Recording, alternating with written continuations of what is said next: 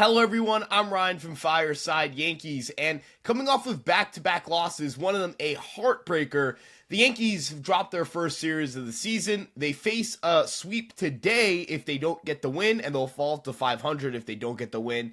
And it'll kind of feel as if that hot start, that fast start, was immediately wiped away. But we've got a lot to talk about today. We're going to talk about the pitching performances from Will Warren and Carlos Rodon, talk about the decision to stick with Mark Leiter Jr. instead of go to Luke Weaver in the 8th inning from Aaron Boone. We're going to also talk a little bit about the offense. Is it a situation where it was Fugazi, they were just playing a bad Brewers team, or is there something more to it? All that and more up next right here on Fireside Yankees.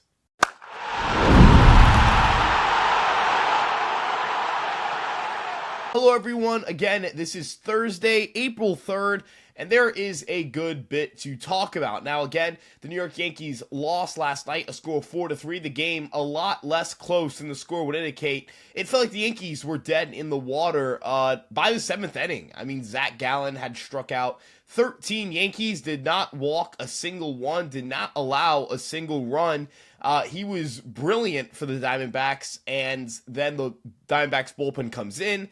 There's a little bit of traffic that comes in after Gallen leaves the game. The 9th inning has some theatrics because Anthony Volpe hit a 3-run home run, and it put the Yankees in position to tie the game with 1 out. But the following 2 batters, that being Austin Wells and Jason Dominguez, were unable to reach, and it resulted in a loss for the Yankees, their first back-to-back losses of the year, their second loss of the season, and their first series loss of the year. So there's a good bit to talk here, but we're going to rewind a little bit and talk about that first series opener, that game against the Diamondbacks where they lose 7-5, and where it feels like the Yankees were in control in that game until a disastrous 8th inning. So Tim Hill comes in for the Yankees, and Tim Hill is about as safe as a bet to deliver as any pitcher in this bullpen. Tim Hill has had 36, I believe, appearances, or 37 appearances now with the Yankees in his major league career, and in just 3 of them, just 3 entering that outing, he had a negative win probability added, which means he hurt the Yankees' odds of winning more than he helped it after leaving the mound. So very uncharacteristic, because Tim Hill then allows a screaming double to Randall Grichuk, no Yankee killer, and then he allows a single, kind of a really well-placed ball from Geraldo Perdomo, who kind of shoots it down the first base line. Doesn't hit particularly hard, doesn't square it up, but sees it through the zone. That results in a quick run. Tim Hill gets the next guy out, but Aaron Boone, very quick with his hook after that. He goes to Mark Leiter Jr. Mark Leiter Jr. struggles, battles, but he gets Josh Naylor to strike out. And it sets up Eugenio Suarez versus Mark Leiter Jr. And I think this is the point in which a lot of fans have for lack of better words, have their contention with manager Aaron Boone. Aaron Boone had now the ability to pull Mark Leiter Jr. for Luke Weaver.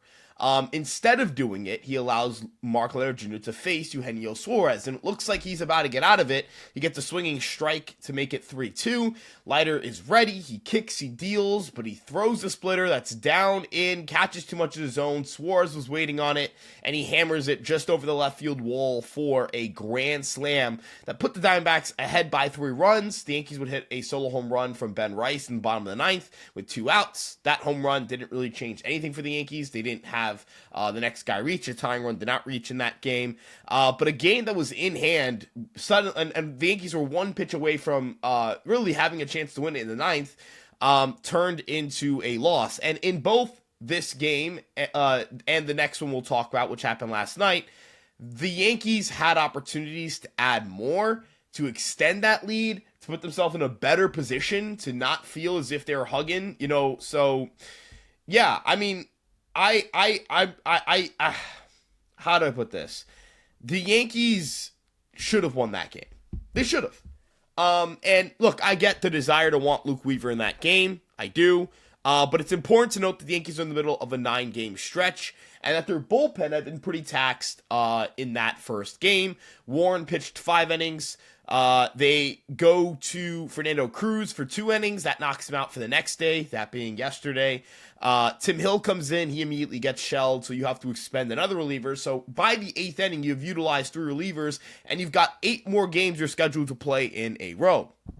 Now, if the Yankees use Mark Leiter Jr., Fernando Cruz, Tim Hill, and Luke Weaver, all 4 of those relievers are unable to go for either Game 2 or Game 3. And that puts Aaron Boone in a tough spot when his bullpen, at least in the back end of it, is full of less proven options. So, look, Boone trusted Mark Leiter Jr. there. I think that Mark Leiter Jr. had shown in the postseason that he had made some strides in terms of getting some big outs. He had a really good start to his season. The problem, he wasn't even getting hit. He was just walking guys. And he gives up the bomb. And look, I think he should have thrown another sinker. That I fully agree with the pushback on why he threw a splitter. I think he should have gone with the sinker there. I think Suarez was late on the sinker. I think you just dial up the heat again. You dial up that 95 that you have in your back pocket now, and you trust it. And that results in the big home run. Again, it's about understanding that in the regular season, it's not a sprint, it's a marathon. And that you need to have guys available to pitch, especially considering that the next 2 starts were Carlos Rodon and Carlos Carrasco, one of whom has not really shown to be an effective major league pitcher since 2022. So I think that context needs to be applied properly for Carlos Carrasco. And then again, you have 6 more games after that you have to play in a row, according to schedule, weather permitting. We'll see if the weather does permit. As it pertains to the rest of the pitching staff, I mean, the bullpen was great outside of that. Yoendrys Gomez, and we'll start rolling into the second game here. Yoendrys Gomez comes in. He's the only reliever the Yankees have to use. He fires 3 innings of scoreless baseball. And I don't really know how to put this, but Carlos Rodon's start was both bad and a big reason why the Yankees lost, but also gutsy and could be very important for their ability to win the next games in these next 7. He gives up 4 runs in the first 2 innings, puts the Yankees in an immediate hole. They were immediately in a hole. And I thought his reliance on the 4-seamer was based on the fact that the weather wasn't great. It looked like he didn't have a good feel for anything. His velo was down across the board, kind of similar to what we saw from Will Warren, who we'll talk about, after we kind of get through the negativity in the game recaps, because I think he does deserve his moment to shine a little bit because he had a pretty impressive start. But Rodon gets through those first 2 innings, allowing 4 runs, and then doesn't allow another. And it looked like as the night went on, he got sharper. He gets hit with a forearm in the forearm with a line drive at 115 miles an hour in the 5th inning, records the final out, and then proceeds to have a clean 6th inning. So his final line was 6 innings pitched, 4 walks, 5 strikeouts, 4 runs allowed, a home run against Lourdes Gurriel Jr. in the 1st inning. Again, it just felt like he was uncomfortable throwing anything other than the fastball until the third inning, second time through the lineup. And I thought that was really curious. I found that to be very interesting. Weather effects seem to also affect some of the other guys on the mound because guys were just not throwing as hard on the Yankees and not locating as well on the Yankees, which we'll get to, when we talk about Warren and his performance. So ultimately, I mean, again, in the second game against the Diamondbacks, opportunities, the Yankees had 1 opportunity. It was 2nd and 3rd. Jazz picked up a single. Wells picks up the double. Rice and Dominguez come up, and both of them strike out. A productive out there gets the Yankees on the board. You don't even want to think about what a hit does because you're going to have nightmares about that Volpe home run and what it could have done and what it could have meant. I think it's also important to note that, would the Yankees have seen Ryan Thompson as long as they did if this was already a save situation? I think not. I think he would have gotten Puck for the entire inning. But again, as Volpe displayed and as Rice displayed the night before, Puck is not infallible. The Yankees can get to this guy. So, Volpe hits that home run in the 9th. You just kind of cringe at the fact he couldn't get more before that. Gallen was on. I want to give credit to a pitcher who was absolutely dialed, but the Yankees were chasing too many curveballs. They were just a little too aggressive. They were pressing a little too much. They weren't, doing a good enough job, I think, early on of exploiting some command issues for Gallen. But once Gallen found it, I was like, all right, once he found it, Yeah, the Yankees weren't really going to score from there. But there were chances in that game to crack him earlier to when he was uncomfortable, get to him. It's what the Diamondbacks were able to do with Rodon. Before he got comfortable, they got their 4 runs off him. Once he was settled in, they had a 4-run lead, and Gallen had settled in. So they were unconcerned. They were largely unmoved by the fact that Zach Gallen was dialed in. He was just humming along. So the Yankee approach in that game wasn't great. Gallen then made it even tougher to get that approach to work because he figured out the strike zone. So all around, just not a great game for the Yankees. Not a great game for the Yankees in the previous one. But as I mentioned on the live streams, when you start off 3-0, when you win 3 straight, you don't get too high because when you lose 2 straight, you're going to get too low. And right now, you're starting to see that get too low aspect of it. Today's a big game. And I think it's a big game because it's an important kind of early vibe test for the Yankees. Can you pick up a win, go 4-2, take 4 of your first 6 in the homestand, walk away going, all right, not bad. That's pretty good. You'll take 4-2. Roll into Pittsburgh. You're facing a Pittsburgh team you think you're better than. Maybe you can get a sweep there. Maybe you can pick up 2 of 3. And then you start putting together wins and winning a series and winning series after series again and again. And you put yourself in a position where you can get off to that fast start. I talked about fast starts and traditionally how the Yankees do it fast starts in April in the Aaron Judge era. So fast starts are important. Fast starts are critical. They help you in an AL East that, hasn't had a bad start. The Red Sox have gotten off to a 2-4 start, but the Rays are off to a strong start. Blue Jays are off to a strong start. Orioles, I think, are 500. They're not playing bad baseball, not playing great baseball either, but you're kind of seeing with these 4 teams that they're pretty solid, and they've got reasons that they feel confident that they can compete and win the division or at least make a playoff run. So one thing going well for the Yankees is that their offense continues to be able to deliver home runs, which means they're always one swing away from getting back into a game. And Anthony Volpe has 2 home runs in this series, each of them coming in solo home run performances. I believe that was his only hit of the day either in both games. And look, if Anthony Volpe is going to hit 220, 230, but hit 20-something home runs and, have a decent enough walk rate, he might end up with a 305, 310 OBP, a 430, 440 slug. Like, that's a great ball player. That's a really good ball player because of his glove. Like, that is a, 105, 110 OPS plus kind of guy, or WRC plus kind of guy with brilliant base running and brilliant defense. I mean, that right there is about a 5-WAR player. So, Anthony Volpe's swinging the bat harder, he's hitting the ball harder, and it's converting into results. People are going to tell you, porch job this, porch job that. It's a home run. He's hitting home runs. He's swinging the ball. He's swinging the bat hard. He's hitting the ball hard. That's all that really matters to me. Now, shifting gears a little bit, I wanted to talk about Will Warren and his outing because Will Warren is someone who has had, his struggles at the big league level, and this is his first start of the season, kind of an important start for him to establish himself a little bit. I was kind of like, all right, stuff is kind of declining mid-start. Command was coming and going. It was not consistent. He walked 4 batters, but he grinded through that outing, and you kind of you felt the momentum potentially shift when Corbin Carroll hits that home run, when Geraldo Perdomo works the 4-pitch walk. Before the home run, you're like, those weren't competitive pitches. We're walking the 9-hitter to face Corbin Carroll, and Corbin Carroll immediately punishes Warren. Then you've got, the following innings where it's a lot of walks, a lot of, long, kind of stressful innings. But then that 5th inning, he's able to get that big strikeout against Carroll. And you see the emotion. You almost feel that sigh of relief of, oh, got through it. And I thought he was very gutsy in that outing. I thought his stuff, again, it declined fastball-wise in terms of velocity. But I thought he did a really good job of mixing in his pitches.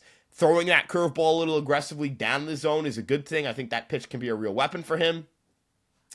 But he's going to have to continue to mature and make sure he doesn't just lose his command mid-start. Because, look, the Diamondbacks didn't punish him every single time. They did punish him once. He did not leave unscathed. But, really good lineups are going to crush you on that. They are. And so it's going to be extremely important for him to make sure he's attacking the zone more aggressively. That's my big takeaway from there. And again, the fastball velo, why'd it go down? It was down for Rodon. It was down for Gomez. It was not down for Hill or Leiter. Those guys just struggled. So definitely curious to figure out how weather effects, mound effects may have affected that game.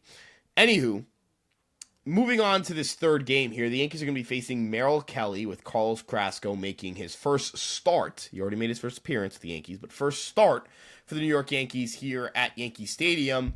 And look, I'm going to be honest, it's not a good matchup for trying to avoid a sweep. Merrill Kelly is a clearly better pitcher than Carlos Carrasco is. Merrill Kelly is capable of attacking the zone and also kind of pulling the string a little bit. He throws a wide variety of pitches, which I think can provide some challenges for a Yankee lineup that, has struck out a lot. I mean, they've struck out a lot over the last 2 days. Struck out 16 times yesterday. I believe 14 times the day before. That's 30 strikeouts in 2 games. They had historic strikeout games in the last 2 days. Like, it's the counterbalance or counteracting the massive home run spike. But the Yankees are going to have to show that they can hit and that they can hit home runs, that they can put the ball in the seats again, that they're capable of doing it again to beat Merrill Kelly, because they're going to have to provide run support for Carlos Carrasco, who is going to have his work cut out for him. He is facing a very good Diamondbacks lineup with a lot of home run threats who love that low velo profile. They love low velo, and they can crush low velo, and they can pull low velo. So Carlos Carrasco on him to deliver a really solid outing. Keep the Yankees in the game, and the offense to find a way to pull away. So definitely a lot of interesting storylines there. Definitely a lot that will be a lot of pressure that'll kind of be immediately put on this offense today, and perhaps some pressure on Carlos Carrasco to deliver as well. So definitely some interesting storylines to follow here. In regards to how I feel about the offense, I'm so unconcerned. Look, the Yankees faced a really good Zach Allen. He shoved. People say the Yankees can only beat bad pitching. Like Freddie Peralta was phenomenal. Freddie Peralta was really good, and I criticized throwing high fastballs to Austin Wells jokingly, but his high fastball to Austin Wells was not a bad pitch. I don't even know if that fastball to Volpe was really a bad pitch. Volpe shot that ball inside out. Freddie Peralta pitched very solidly in that game. He's a very good pitcher. He just threw 8 innings of one-run baseball. The Yankees as a team are still, tops of the league in WRC+, 266 average, that's 8th. 345 on base, that's 6th. 633 slug, that's 1st, country mile. 19 home runs, that's 1st, even more than the Dodgers, who are 8-0 and have played in 8 games already. Are the strikeouts high? Yeah, you're striking out a good bit, but they're hitting bombs, right? Like, they're hitting bombs, and that's such a pivotal part here. They're crushing the ball. They're doing damage on contact. That hasn't changed. You want to, nitpick and say, well, they performed poorly with runners in scoring position yesterday. They didn't do so hot the day before. They were insane with runners in scoring position over the weekend. So that's that stuff balancing out. And I know it sucks because you want it to balance it to be a little more even, perhaps. But, like, the Yankees are hitting .314 with runners in scoring position. They have an 800 slugging percentage with runners in scoring position. In high leverage situations, the Yankees are struggling, though. They don't have a hit in high leverage, although they have 5 high leverage plate appearances. So hopefully that turns around today. They haven't played in a lot of high leverage situations. They haven't had like a lot of quote unquote pivotal game changing at bats from behind. And in those moments, which is also interesting because like does the game tying home run from Volpe in the first game of this Diamondback set, is that high leverage? Technically it's not, but it's a game tying blast. So you could even question the calculation here, but Yankees have a hit in high leverage in 5 plate appearances. They've also had 5 plate appearances in high leverage. That is the second lowest behind the Texas Rangers. So got to even question whether you can care about that sample size. The Yankees are just not winning. Like they just haven't won these 2 games. They should have won the first one, didn't win the second one, right? That's really what it is. They should have won the first one, didn't win the second one, didn't deserve to win that second one. I hate doing if, ands, or buts. They should be 4-1. That's on the bullpen. That's on nobody other than that bullpen. And we'll see how they play tonight. I'm not really concerned about them. I'm not. And I'll be concerned when I have a large sample size to be concerned about. Again, that's the point of not getting too high when things are great and not getting too low when things are not great. But again, big game for the Yankees tonight because a win here certainly kind of brings the vibes up. You sit back and you go, hey, should have won that first game. Dan Williams is available. We'll win that first game. And I do kind of hate the narrative that, like, or the conversation around, unironically saying Devin Williams should have a baby at a better time. Devin Williams can have his kid whenever. I mean, I'm not saying a lot of people are doing it, but I don't want to be lumped in with those people who are saying that.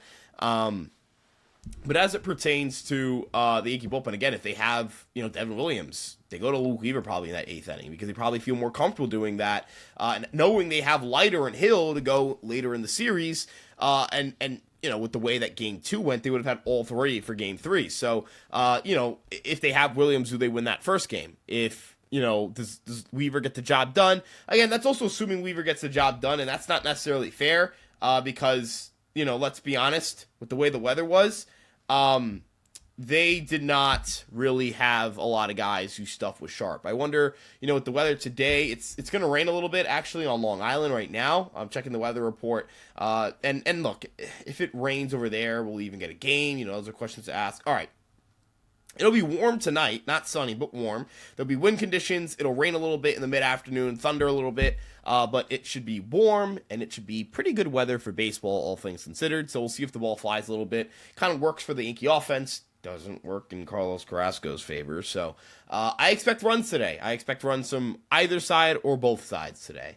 And I certainly hope and pray the Yankees can overcome a pretty rough pitching matchup for them. So, with that being said, we appreciate you guys so much for tuning in and checking out Fireside Yankees. If you enjoyed today's video, make sure you like, comment, subscribe, and turn on the notification bell to be up to date on what we're throwing out there. We are on Instagram, TikTok, Twitter, Facebook, and of course this YouTube page. Links to everything are in the description, including to EmpireSportsMedia.com. If you're listening to this on Apple or Spotify, leave a 5-star rating, download the podcast, and we'll see you guys in the next one. Let's go Yankees, and peace out.